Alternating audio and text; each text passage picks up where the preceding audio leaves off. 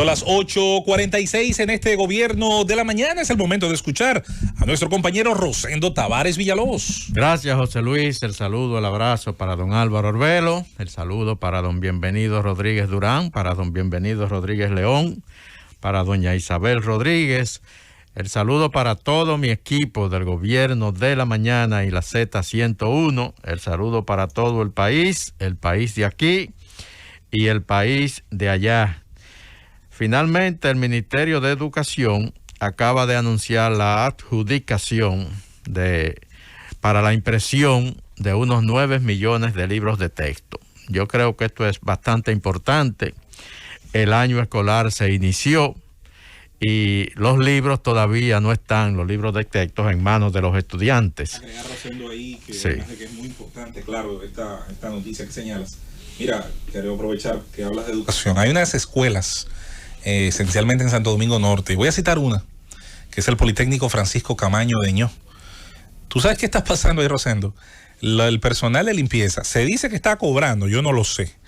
No está yendo a trabajar. Los estudiantes han tenido que hacer una brigada para ir a limpiar ellos las aulas y comenzar las clases presenciales. No han podido empezarlas. Así que atención a la dirección de educación a la que le corresponde Santo Domingo Norte, porque eso es macondiano. Yo creo que desde el ministerio, desde el mismo ministerio deben de atender ese tipo de situaciones. Así es. Entonces, se adjudicaron 9 millones de libros. Dicen que habrá una inversión de más de 2.200 millones de pesos, sobre todo para libros de los cursos iniciales de primaria, y se anuncia que los libros para la secundaria están todavía en evaluación, que se adjudicarían las próximas semanas, y ahí se aclara que serán libros digitales. Esto porque la mayoría de los estudiantes de secundaria ya tienen en sus manos las computadoras, las tabletas que le fueron suplidas por el mismo Ministerio de Educación. Yo creo que eso es importante, porque los niños en las aulas sin los libros en las manos, eso se constituye en una limitante. Se espera que estén ya en manos de los estudiantes, Felipe, a finales de noviembre o a principios de diciembre estos libros. Ojalá y esos plazos se cumplan. Pero además, yo apoyo esa iniciativa y creo que es importante, y además reduce mucho el costo de inversión, sobre todo en la educación media. Por ejemplo, mi hija estudia en un colegio y mi hija nunca utilizó libro de texto. Había un link, tú comprabas o pagabas ese link, sí, a una de las editoras que son tradicionales para determinadas materias. Entonces sí, ahí tú tienes todo lo que son los libros de texto, te colocaban todo lo que eran las tareas y todo. Entonces el profesor, con una guía, iba trabajando con los niños iban haciendo su tarea y la iban incluso colocando en su base de datos. Sí, eso se ha implementado. Y le permite mayor evaluación y un mayor seguimiento al profesor. Eso se viene implementando desde hace un tiempo ya, sobre todo en los colegios privados. Por supuesto, tiene un costo extra para los padres, para la familia, pero yo creo que es bastante... es una experiencia muy positiva. Si lo hace el Estado, el costo va a ser único. Porque si el Estado, por ejemplo, tiene todos esos libros de texto y tiene la sala de tarea online y tiene todo eso, lo único que tiene que hacer es entregarle el link de acceso en función de la cédula escolar que tiene cada alumno o cada registro escolar. Eso es lo que está, lo que va a pasar ahora. Y disminuye el costo a nivel de secundaria. Eso es lo que va a pasar. Cada profesor le va a permitir a cada alumno evaluar permanentemente no solamente su participación, sino la calidad de la entrega de los trabajos, los ensayos y todo ese tipo de cosas. Qué bueno recordar que el Estado, a través del Ministerio de Educación, le suple a todo el estudiantado de las escuelas públicas del país libros, uniformes, incluso creo que hasta los zapatos y por supuesto el almuerzo. Yo creo que esa es una gran ayuda, sobre todo para las familias más pobres de la República Dominicana. Miren, Haití está en el foco de la atención ahora mismo. Yo creo que las bandas criminales haitianas tocaron una tecla muy delicada cuando secuestraron a un grupo de misioneros que resultaron ser ciudadanos en su gran mayoría, 16 de 17 norteamericanos y uno canadiense. Ayer yo decía aquí en el gobierno de la mañana que eso iba a provocar una movilización de las diferentes agencias de los Estados Unidos hacia Haití por el hecho de que Estados Unidos es muy celoso con la seguridad de sus ciudadanos en todas partes del mundo, y que cuando ocurren acontecimientos como eso, inmediatamente las diferentes agencias de ese país se movilizan, y lo hacen incluso con una dirección del gobierno central de ese país.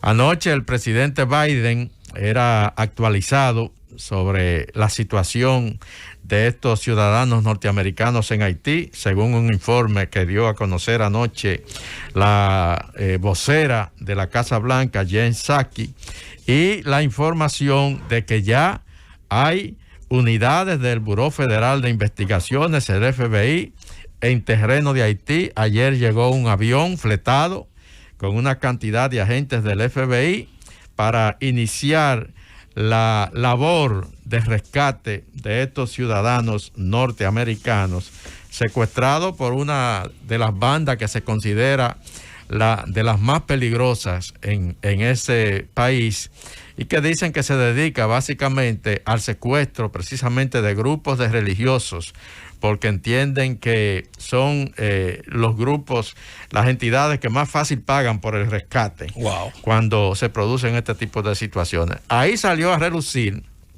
estuve mirando una información que nos gustaría que Ricardo de los Santos, el presidente de FENATRADO, nos la confirme.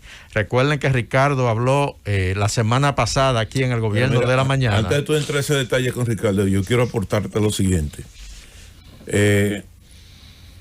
Desde el secuestro de los estudiantes norteamericanos en Irán, a raíz de la revolución del Ayatollah Ruhollah Khomeini, estamos hablando del año 1979, Estados Unidos no había tenido, ni siquiera en Somalia, porque de lo que se trató en Somalia a raíz de la famosa intervención de los somalíes, fue un acoso directo a la embajada y una agresión prácticamente de milicias somalíes en contra de unidades tácticas que estaban en las Naciones Unidas con tropas norteamericanas en Somalia. Que son normales en un escenario de guerra. Correcto. Que se vivía ahí. Pero desde el año 1979 a la fecha, Estados Unidos no había vivido, o los ciudadanos norteamericanos no habían vivido una situación como la que hoy están viviendo esos ciudadanos norteamericanos y ese canadiense en Haití. Porque no recuerdo, podré estar equivocado, de que haya habido un secuestro tan masivo después del año 1979. Yo espero que la reacción del gobierno norteamericano sea directamente proporcional a esa acción desdenable y esa acción vandálica de esos grupos criminales. Que en lugar del FBI, bueno, que puede ser el FBI armado hasta los dientes, pero que manda a Estados Unidos tropas bien entrenadas, ¿verdad? Tropas que logren liberar a los secuestrados y eliminar a los secuestradores, y aprovechar ahí y hacer una redada y eliminar a todos los criminales miembros de esas bandas. Estoy convencido, don Álvaro, de que en estos momentos hay fuerzas especiales en Haití. Sí, claro que sí. Porque ese tipo de intervención o de extracción, independientemente de la investigación de inteligencia que pudiera hacer el FBI,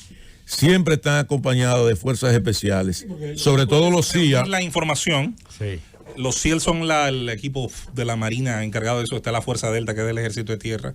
Y en general, alguien extrae la información, diseña la estrategia, otros la operan, hacen la parte, como tú mencionas, de la extracción de los rehenes, como pasó, por ejemplo, cuando se secuestró al capitán Phillips en el barco aquel que en el Cuerno de África fue abordado por piratas, y esa extracción la hicieron precisamente los equipos SEAL de la Marina. Y estoy convencido de que en estos momentos los satélites militares norteamericanos están sobre esta isla. No, todos los organismos de la inteligencia y de la seguridad de Estados Unidos están ahora mismo con la atención puesta en Haití. Y como dice don Álvaro, aquí estamos hablando, ellos te dan la información que pueden dar de que hay equipos del FBI investigando, de que están colaborando con el gobierno, con las autoridades haitianas, pero con toda seguridad hay también la información, el Departamento de Estado informaba anoche también que unidades del Departamento de Estado se encuentran también sobre el terreno en Haití. Cuando hablan de unidades del Departamento de Estado, te están hablando de que ahí hay unidades del Ejército de los Estados Unidos. Y no dudes, unidades especiales. Y no dudes que porque ellos saben con el tipo de criminales que están bregando. Y no dudes que el centro de operaciones sea la República Dominicana. Yo decía que Ricardo debería de confirmarnos otra vez, a decirnos qué está pasando, porque hoy sale en estos informes que se están dando con respecto a la situación de estos norteamericanos secuestrados en Haití. En la nota informativa sale a relucir la información de que camioneros de la República Dominicana fueron secuestrados por esta misma banda recientemente en Haití y que todavía permanecen en posesión de esos secuestradores que no han sido liberados. 5 camioneros secuestrados, 4. Hay uno que logró escapar. Camioneros, aquí no sé qué es lo que hemos hecho o vamos a hacer, pero no es la primera vez. Durante muchos tiempos, muchos años, secuestran camioneros, secuestran pitchers de los camiones, secuestran los camiones y se roban los camiones. Y a veces matan a los camioneros. Y otras veces desmontan los camiones, desmontan las piezas. Y también, si llevan mercancía, se roban toda la mercancía. El rapto, el secuestro de camioneros dominicanos es algo de muchos años. Mire, estas bandas han estado abusando de la República Dominicana con ese tipo de actividades, porque este país se limita a dar una declaración, un contacto diplomático, pero no se ha atrevido nunca a realizar una intervención de manera directa para, por ejemplo, una operación de rescate para estos camioneros que, como dice hoy la nota de los medios norteamericanos, todavía permanecen secuestrados en Haití.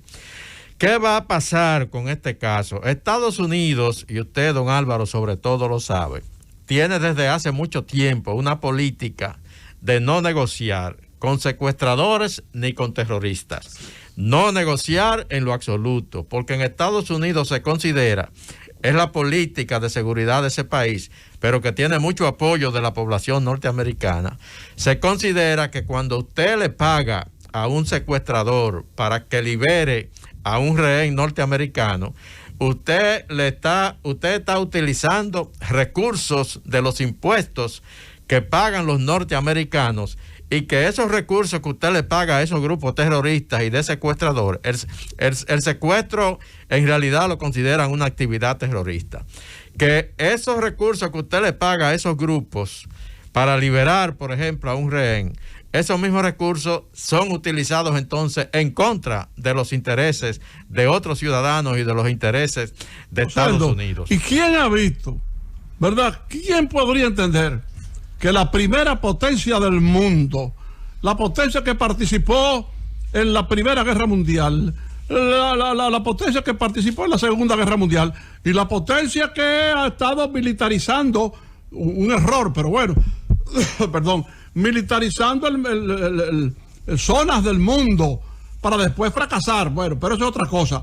Esa primera potencia, que es la potencia militar más grande que ha conocido la humanidad, coño, va a estar en conversaciones diplomáticas y llegando a un acuerdo con captores de eso. No joda, es cuestión de meter ahí la SEAL, y rescatar a esa gente y empezar un proceso de eliminación de todos los maleantes disfrazados de negro.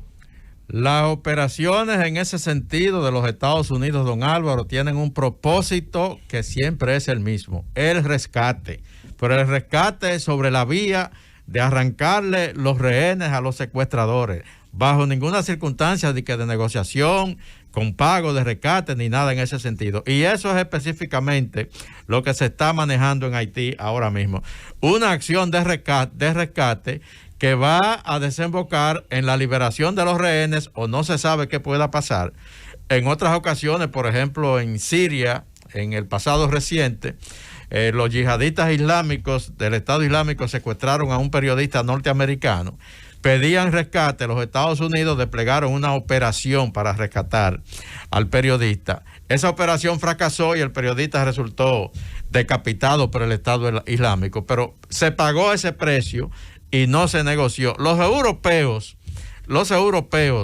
por ejemplo, países como Francia y otros, han decidido en algunas circunstancias, cuando le secuestran un nacional de ellos, pagar el rescate. Y eso en lo que ha redundado es en que entonces se secuestra más gente porque están pagando. Le generan un premio. Porque están pagando. Entonces, los Estados Unidos definitivamente es radicar en ese sentido.